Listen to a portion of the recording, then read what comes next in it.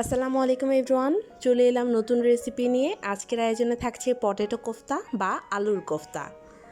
আজকের এই কোফতা রেসিপিটা কোনো অংশে মাছ বা মাংসের কোফতা থেকে কম না। আশা করছি আজকের এই রেসিপিটি আপনাদের কাছে ভালো লাগবে। ভালো লাগলে রেসিপিটিতে লাইক দেওয়ার অনুরোধ রইল। চলুন তবে কথা না বাড়িয়ে রেসিপিটি শুরু করা যাক। আলুর কোফতা তৈরি করবার জন্য আমি দুটো বড় সাইজের আলু খুব ভালো মতো সেদ্ধ করে খুব ভালোভাবে চটকে নিয়েছি। আপনারা চাইলে ম্যাশারের সাহায্যে চটকে নিতে পারেন বা হাত দিয়েও চটকে নিতে পারেন। এরপর এখানে মাঝারি সাইজের একটা পেঁয়াজ কুচি, 3 থেকে 4টা কাঁচামরিচ কুচি, 3 টেবিল চামচ পরিমাণ ধনিয়া পাতা কুচি আর হাফ চা চামচ করে দিয়েছি আদা রসুন পেস্ট, ধনিয়া গুঁড়া, গরম মশলা গুঁড়া, জিরা গুঁড়া, হলুদের গুঁড়া আর মরিচের গুঁড়া। সেই সাথে দিয়ে দিচ্ছি 2 টেবিল চামচ পরিমাণ কর্নফ্লাওয়ার। কর্নফ্লাওয়ারটা অবশ্যই দেওয়ার চেষ্টা করবেন, এতে করে খুব বেশি ক্রিস্পি হবে। দিয়ে দিচ্ছি 2 টেবিল চামচ পরিমাণ ব্রেড ক্রাম্বস। ব্রেড ক্রাম্বসের পরিবর্তে আপনারা এখানে বিস্কিটের গুঁড়াটাও ইউজ করতে পারেন, সেক্ষেত্রে টোস্ট বিস্কিটের গুঁড়াটা ইউজ করবেন। এরপর হাত দিয়ে খুব ভালো মতো চটকে এবার কোফতার শেপ দিয়ে নিচ্ছি। তার জন্য হাতে একটু তেল মেখে তারপর এইভাবে অল্প অল্প করে বল আকারে গড়ে নিতে হবে। দেখতেই পাচ্ছেন আমি প্রথমে এইভাবে হাত দিয়ে একটু এইভাবে করে নিলাম, তারপর 2 হাতে তালুতে রেখে এটাকে গোল করে নিচ্ছি।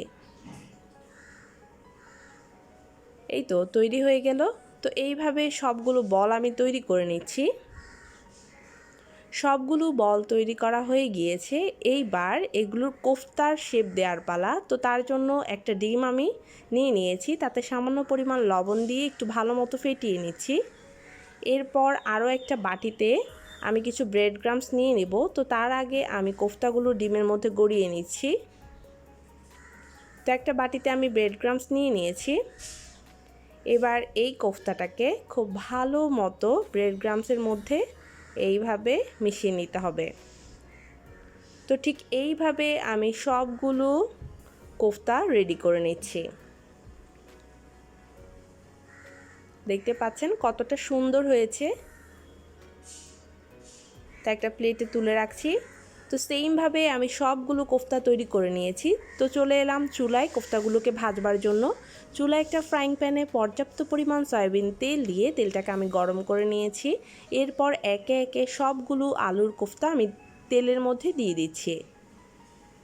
কিছুক্ষণ ভেজে নেওয়ার পর এগুলোকে উল্টে পাল্টে গোল্ডেন ব্রাউন করে ভেজে নিতে হবে। দেখতে পাচ্ছেন অলরেডি কালার চলে আসছে। যখন একদম লালচে কালার চলে আসবে তখন এই কোফতাগুলোকে উঠিয়ে নিতে হবে।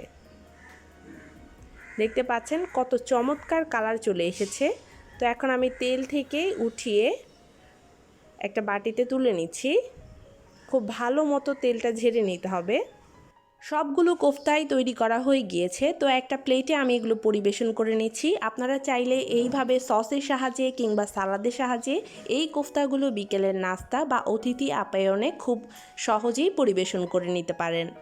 আশা করছি আজকের এই রেসিপিটি আপনাদের ভালো লেগেছে। ভালো লেগে থাকলে অবশ্যই রেসিপিটিতে লাইক দিতে ভুলে যাবেন না। চ্যানেলটিতে নতুন হয়ে থাকলে সাবস্ক্রাইব করার অনুরোধ রইল।